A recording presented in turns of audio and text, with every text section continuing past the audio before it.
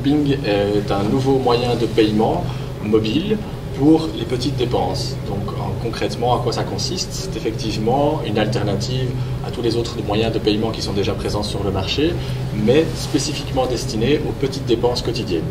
Alors la spécificité de PingPing, c'est justement qu'il peut être utilisé en plein de circonstances différentes. Donc on a effectivement l'utilisation, aujourd'hui on va expliquer ce qu'on fait au niveau du e-commerce, donc pour payer les achats en ligne, mais on peut également l'utiliser pour payer son parking, pour payer son lunch du midi, pour acheter sa canette de coca, etc. etc. Ça c'est vraiment la spécificité principale du système, c'est véritablement une utilisation quotidienne pour toute une série de dépenses. Alors, un petit mot peut-être effectivement sur comment ça fonctionne. Donc PingPing aujourd'hui fonctionne de deux manières. Donc d'abord, au cœur du système, c'est un portefeuille virtuel que vous pouvez effectivement charger de différentes manières.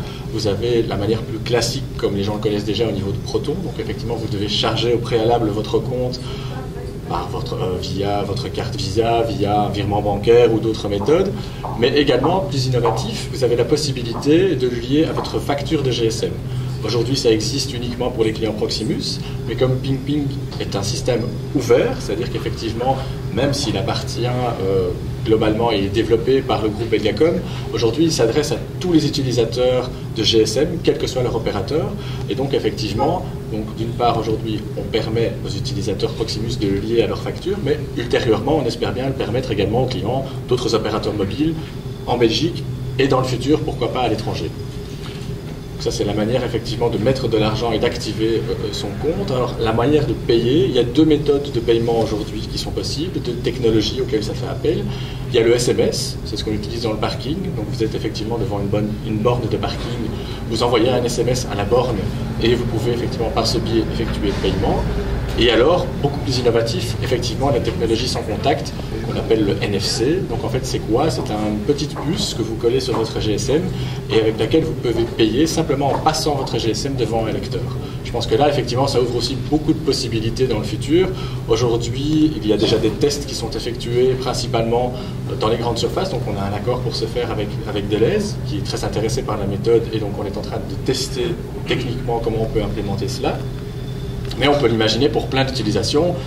On a également un accord, par exemple, avec Coca-Cola pour payer devant une machine Coca-Cola en passant simplement donc, son tag NFC, son tag sans contact PingPing, devant la machine. Effectivement, où est-ce qu'on en est avec PingPing concrètement aujourd'hui? Donc, comme je vous l'ai dit, donc PingPing, méthode de micro-paiement mobile, avec une utilisation dans plein de domaines différents, mais justement, chacun de ces domaines aura son propre business model.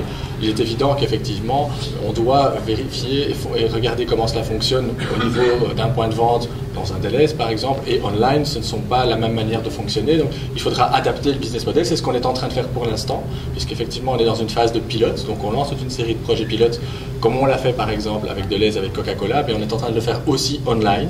Donc pour ce faire, on a également un partenariat avec Ogun, qui va nous permettre justement de tester et de vérifier le business model qu'on a créé et vérifier si ça colle au marché, ça c'est important.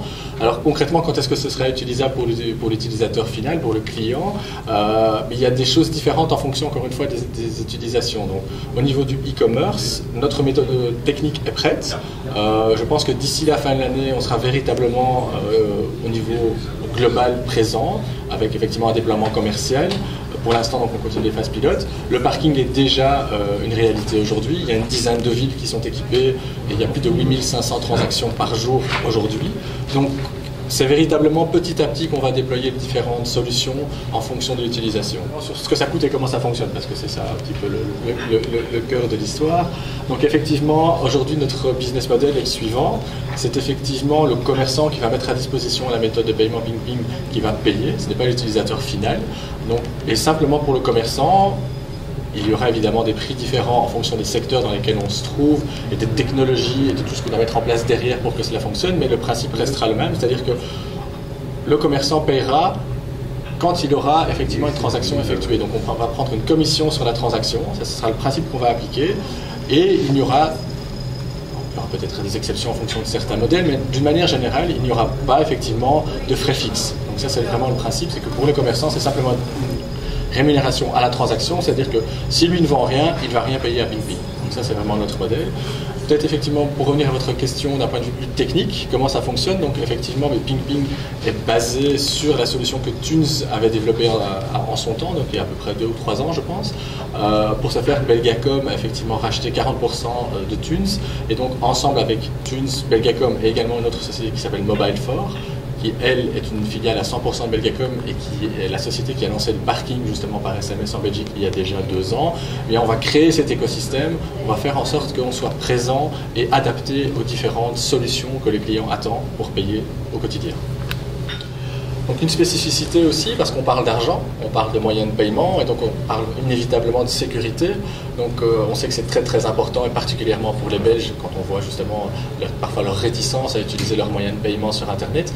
Mais la solution PingPing, justement, bénéficie d'une reconnaissance et d'une protection, puisqu'elle est basée sur une licence de monnaie européenne détenue par Thunes et qui nous impose toute une série de critères en termes de sécurité, en termes évidemment de protection des transactions, et donc l'utilisateur peut effectivement, je dirais, être rassuré à ce niveau-là. Donc on a véritablement une certification en termes de e-money, et donc ça permet évidemment de rassurer l'utilisateur en termes de sécurité.